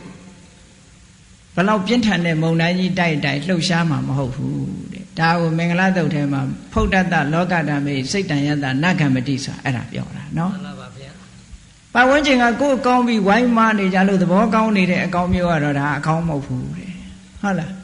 ဘယ်လို့မှစိတ်ဆိုးအောင်လုပ်လို့စိတ်မဆိုးတဲ့ပုဂ္ဂိုလ်ကမှတကယ်အကောင်းလို့ဒီလိုပြောရမယ်ဒါကြောင့်မို့လို့တရားအသိရှိတယ်ဆိုတဲ့ပုဂ္ဂိုလ်တွေဟာ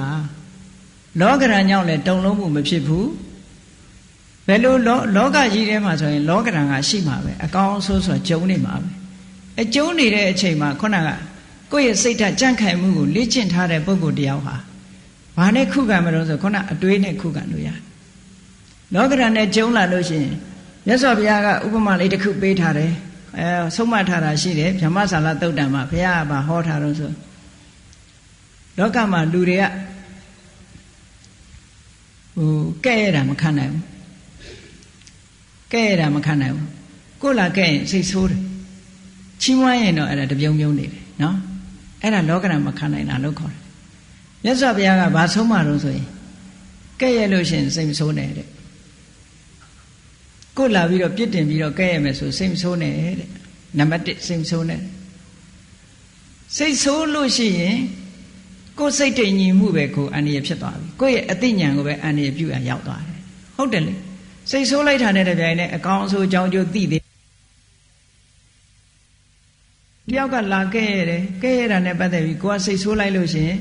အဲ့ဒီ तू ပြောတဲ့စကားရဲ့အကောင်အဆိုးအကြောင်းကျိုး तू မသိတော့ဘူးဟောဒါကြောင့်မို့ဘုရားကစိတ်မဆိုးနဲ့စိတ်ဆိုးရင်အကောင်အဆိုးအကြောင်းကျိုးမသိနိုင်ဘူးတဲ့အဲ့တော့ဘာလို့ရမလို့ဆိုလို့ရှိရင်အကယ်၍ तू ကချီးမွမ်းကဲ့ရတယ်ဆိုလို့ရှိရင်တဲ့ကိုယ်လာကဲ့ရတယ်ဆိုလို့ရှိရင်ကိုမဟုတ်ရင်မဟုတ်ဘူးဆိုတာကိုယ့်ဘာကိုနှလုံးသွင်းလိုက်တယ်မဟုတ်လို့ရှိရင်မဟုတ်တဲ့အတိုင်းဖြေရှင်းလိုက်ဒီလိုဆိုလို့လေဖေဟာစိတ်ဆိုးနေမဲ့အစားမဟုတ်တာကိုမဟုတ်တာလို့ပဲဖြေရှင်းဖြေရှင်းတယ်ဆိုတာ तू ယုံသည်ဖြစ်စေမယုံသည်ဖြစ်စေကိုမဟုတ်ဘူးဆိုတာဖွင့်ပြောရမယ်အဲ့ဒီပြောတယ်ဆိုတဲ့နေရာမှာဆဲတာကြတော့ပြောစရာမလိုဘူးဆွဆွဲတာကြတော့ဖြေရှင်းရမယ်တဲ့ဆဲတာကြတော့ဖြေရှင်းစရာမလိုဘူးတဲ့ကိုယ့်ရဲ့ခန္တီတရားခန္တီဆိုတာကိုယ့်ရဲ့စိတ်ကလေးငြိမ်းချမ်းနေတဲ့စိတ်လေးကိုလှုပ်ရှားမသွားအောင်ထိန်းထားနိုင်တဲ့စွမ်းရည်တတ္တိကိုခန္တီလို့ခေါ်တာမှန်ပါပါဗျာအခုခေတ်ခန္တီဆိုတာကဟေးပြန်မပြောရင်ထဲကတော့ဘလောင်ဆူးနေအဲ့ဒါခန္တီမဟုတ်ဘူးနော်ပြန်တော့မပြောဘူးနှုတ်ခမ်းကြီးကဆူနေတယ်စိတ်ထဲကတော့မကျေနပ်ဘူးတဖြစ်တောက်ဖြစ်နေအဲ့ဒါခန္တီမဟုတ်ဘူးခန္တီဆိုတာကိုယ့်ရဲ့အပြုံးမပြတ်တဲ့စိတ်ကလေးကိုထိန်းထားနိုင်တဲ့စွမ်းရည်တတ္တိကမှခန္တီတဲ့ကိုယ်ပင်ကိုယ်စိတ်ကလေးကိုတကယ်ဝမ်းမြောက်နေတဲ့စိတ်ကလေးငကိုကြည်နူးနေတဲ့ပင်ကိုယ်စိတ်လေးကိုဘေးကအာယုံကနေလာတိုက်ပေမဲ့လို့မလှုပ်ရှားတဲ့စိတ်ကမှဒါခန္တီလို့ခေါ်တယ်နော်မှန်ပါပါဗျာခန္တီရဲ့စိတ်ကဒါမို့ဘုန်းကြီးတို့နိုင်ငံသားတွေရှင်းပြတဲ့အခါကျတော့ခန္တီဆိုတာလို့တရားနည်းနဲ့ကြည့်မယ်ဆိုတော့ဗမာကတော့သိခံတယ်လို့ဘာသာပြန်တယ်လို့တရားနည်းနဲ့ကြည့်မယ်ဆိုရင်စွမ်းရည်စိတ်စွမ်းရည်တစ်မျိုးပဲလို့စိတ်စွမ်းရည်တစ်မျိုးဆိုတာ ability to maintain normal position ability to maintain normal position mental position စိတ်ရဲ့ပုံမှန်ဒီ normal ကို तू ထိန်းထားနိုင်တာကိုပြောတာကြည့်လေ normal ဆိုတာဘာလို့ဆိုရင်တကယ်ချင်းနှစ်ယောက်ထိုင်စကားပြောနေရီလို့မောလို့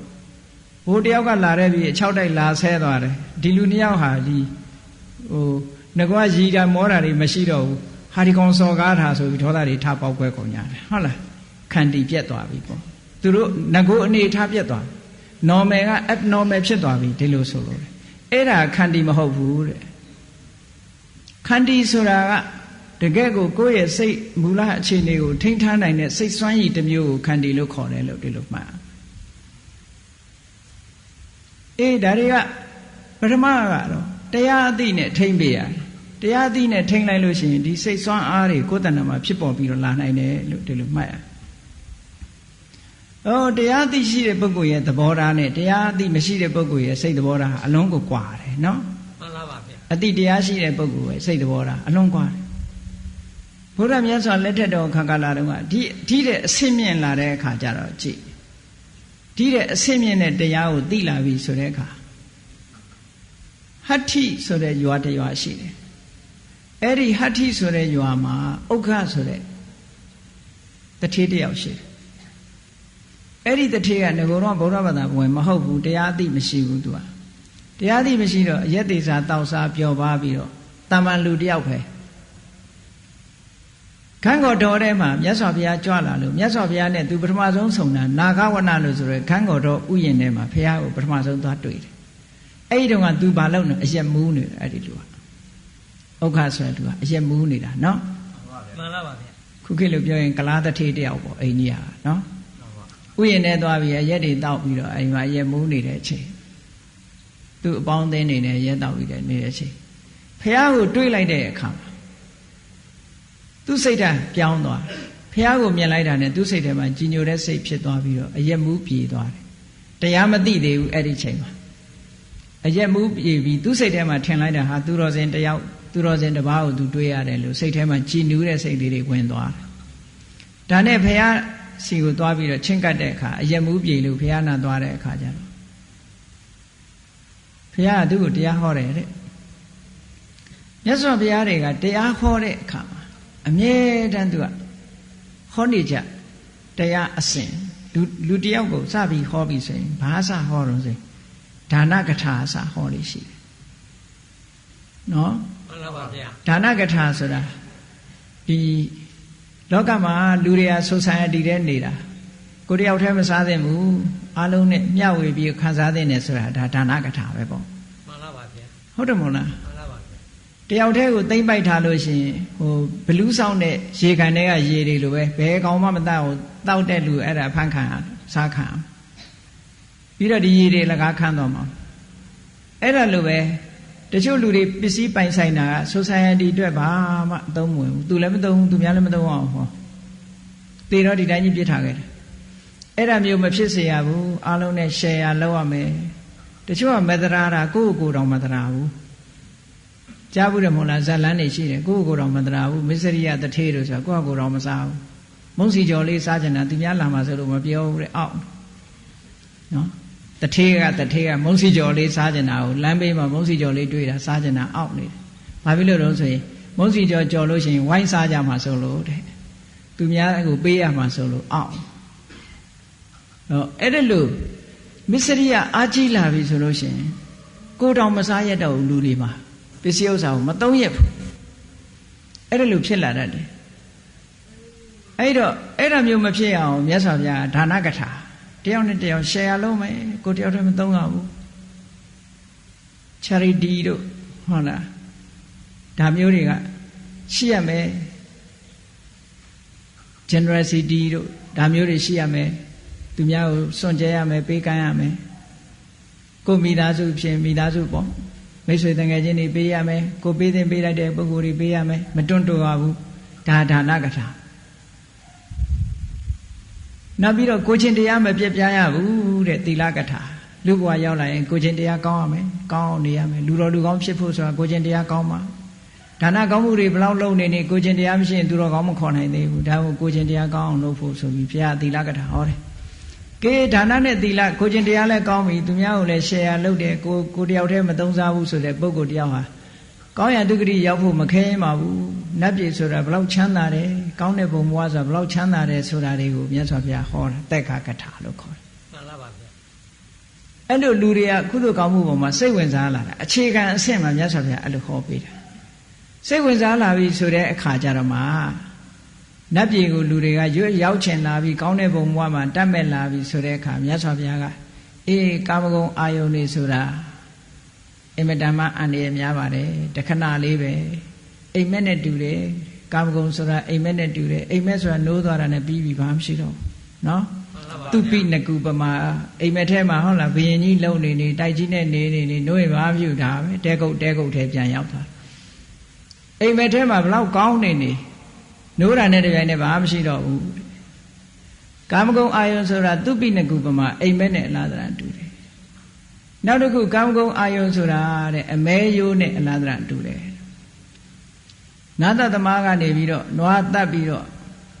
ဒီအယိုးမှာကတ်နေတဲ့အသားတွေကိုချစ်ယူပြီးတော့ပြစ်လိုက်တဲ့အမဲရိုးကို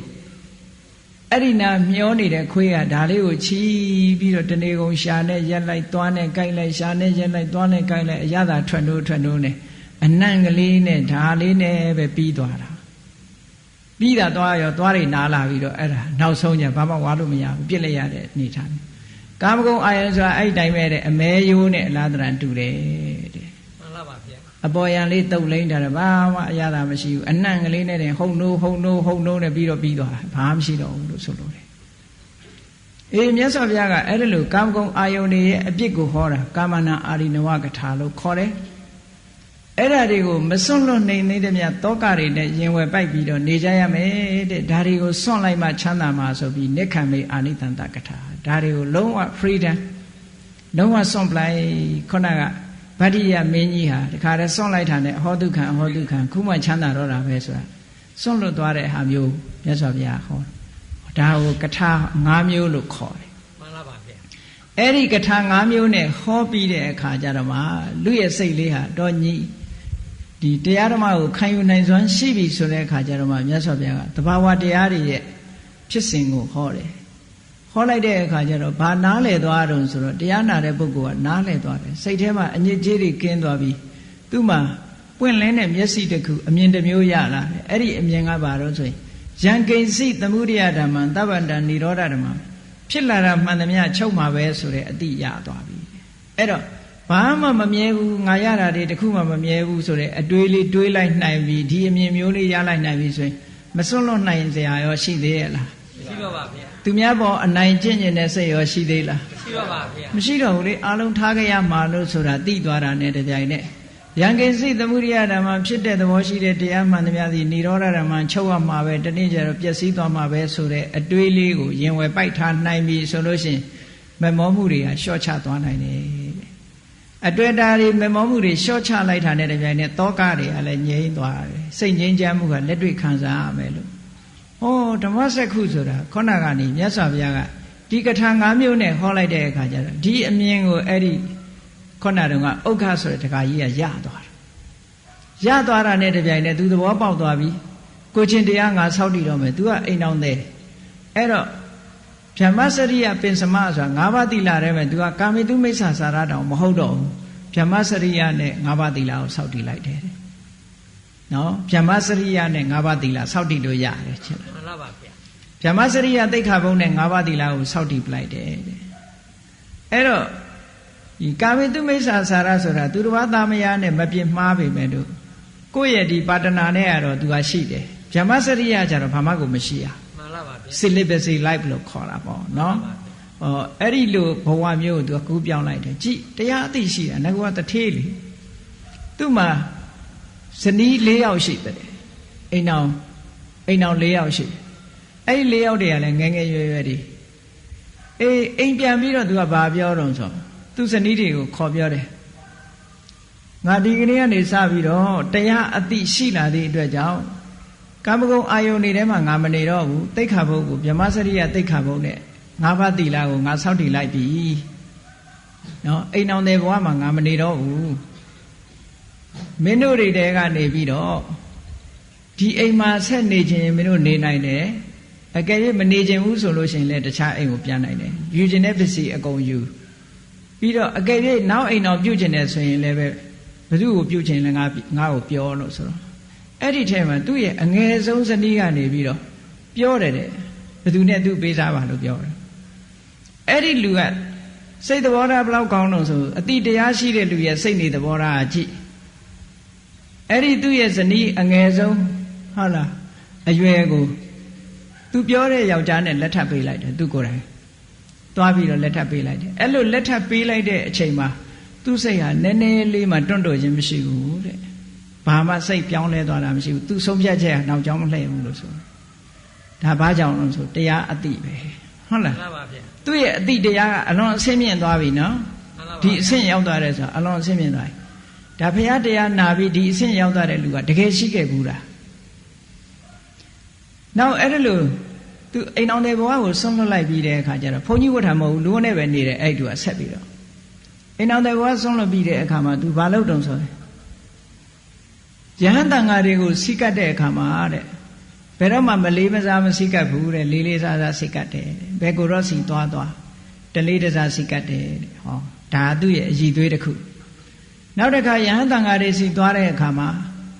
ဘုန်းကြီးကတရားဟောရင်ဟောမဟောလို့ရှိရင်သူကဟောရတဲ့တရားချဲစကားချဲနံပါတ်တောင်းပြီးဘယ်တော့မှပြန်မလာခဲ့ဘူးဘုန်းကြီးစီသွားလို့ရှိရင်တရားစကားပဲပြောတယ်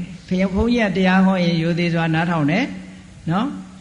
ဟိုစီးပွားရေးစကားလည်းမပြောဘူးကျောင်းသွားရင်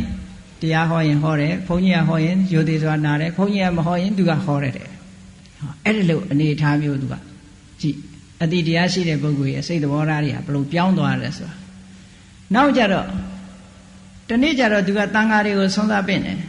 ဆွမ်းသားပင့်တဲ့အခါကျတော့သူ့အိမ်ဆောင်နှက်ကလာပြီးကိုသူပြောတယ်ဘယ်ကူတော်ကယဟန္တာဘယ်ကူတော်ကသောတာပန်ဘယ်ကူတော်ကအနာဂံအဆင့်ရှိတယ်ဘယ်ကူတော်ကတော့သီလမရှိဘူးနဲ့လာပြီးပြောတယ်သူ့စိတ်ထဲမှာဒီလိုလုံးဝခွဲခြားတာမရှိဘူးတဲ့တန်ဃာဆိုပြီးတော့ပင့်တယ်ဘယ်သူပဲဖြစ်ဖြစ်ဘယ်ပုဂ္ဂိုလ်တော့များများလှူမယ်ဘယ်ပုဂ္ဂိုလ်တော့ရှော့လှူမယ်လို့စိတ်ထဲမှာကွက်တာမရှိဘူးတဲ့ဟောဒါလည်းသူခိုးဆက်ကောင်းတာပဲတရားသိရှိသွားပြီဆိုလို့ရှိရင်ပုဂ္ဂိုလ်မရွေးတော့ဘူးသူကပုဂ္ဂိုလ်ရွေးနေတာတွေကတရားသိအားနည်းနေသေးတယ်တဲ့တန်ဃာဆိုလို့ရှိရင်ဓာတ်လူထားနိုင်တဲ့အနေထားရှိတယ်ဘယ်ပုဂ္ဂိုလ်ကတော့ယန္တာဆိုရင်ယန္တာပဲလှူမယ်ဟိုယန္တာမဟုတ်တဲ့ပုဂ္ဂိုလ်မလှူဘူးဆိုရင်မျိုးမရှိဘူးတဲ့သူက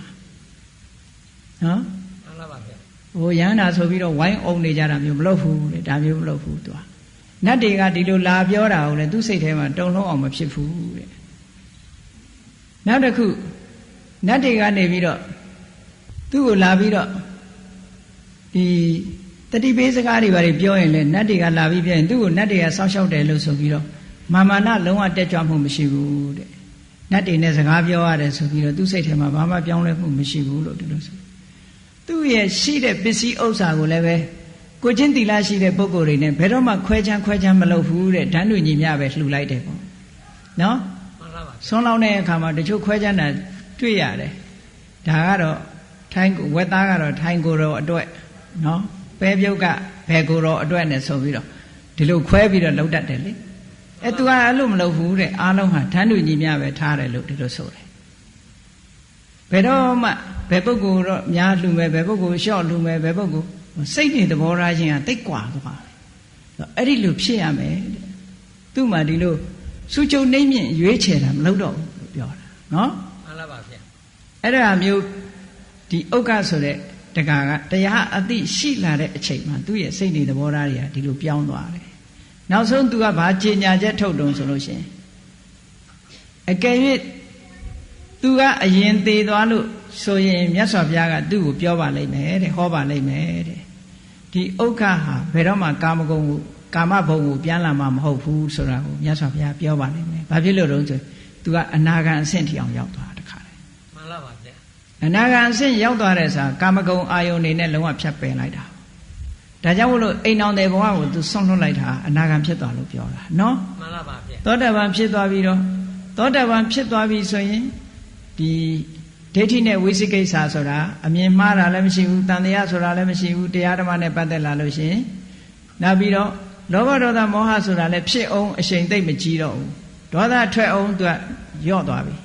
သူများကိုထဆဲလောက်အောင်ဒေါသမထွက်တော့ဘူးသူ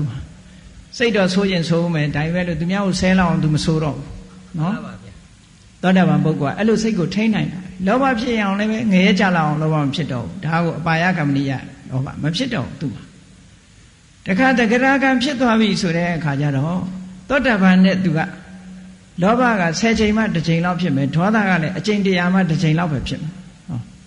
ဖြစ်လာတဲ့ဒေါသရဲ့အချိန်ကလည်းပဲနည်းနည်းလေးပဲဖြစ်တယ်သူက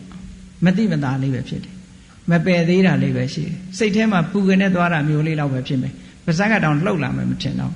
့နော်မျက်လုံးကြီးရဲသွားတာမျိုးလို့မျက်နှာရဲသွားတာအသားဆဆတုံးလာတဲ့ဒေါသမျိုးအစဉ်မရောက်တော့ဘူးမှန်ပါပါဗျာပါးစပ်ကနေပြီးတော့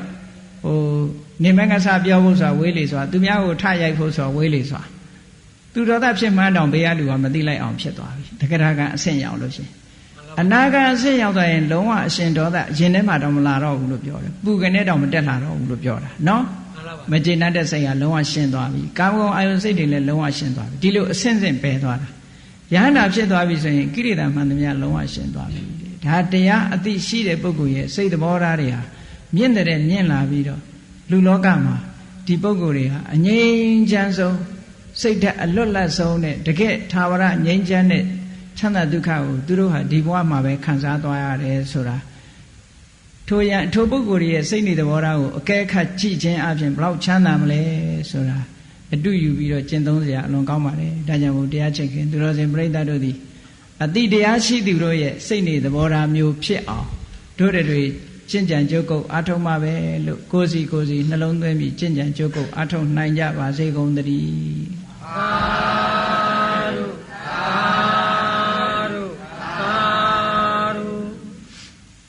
ကဲမေတ္တာပို့ရတတ္တဝါများစွာ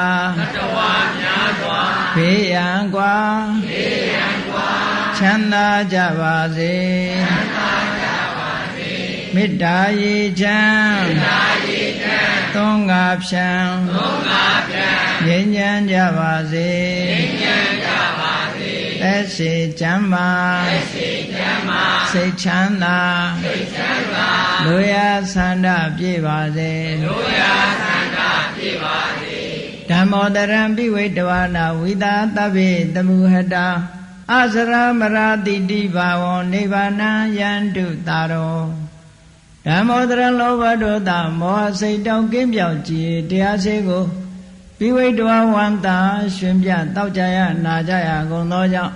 ဝိသာသဗ္ဗေပူဇာညစ်နောက်ကိလေသာစိတ်တောက်ဟုသမျှတို့သည်သမုဒ္ဒပိဉ္စဘဲတွင်ရေမတင်တဲ့ကဲ့သို့ကင်းစင်လွင်ပြောင်းပေမြောက်အောင်ပယ်ဖြောင်းကုန်သည်ဟွန်တုစင်စစ်မသွေဖြစ်ကြပါစေကုန်သတည်းအစရမရံအိုခြင်းလဲကွာနာခြင်းလဲကင်းသေးခြင်းလဲရှင်းထသောဒီဒီဘဝကိလေသာဟုပုခတ်သိကင်းခြင်းရာစစ်ဖြစ်ပေထသောနိဗ္ဗာန်နိဗ္ဗာန်ဟုခေါ်အေးမြူတော်သို့သာရောတရားချစ်ခင်စိတ်ကောင်းဝိညာဉ်သူတော်စင်များတို့သည်ယန္တုပါရမီအစဉ်စဉ်မြင့်တယ်မြင်၍မလင့်ပုံသေးဆက်ရောက်တော်မူကြပါစေကုန်သတည်း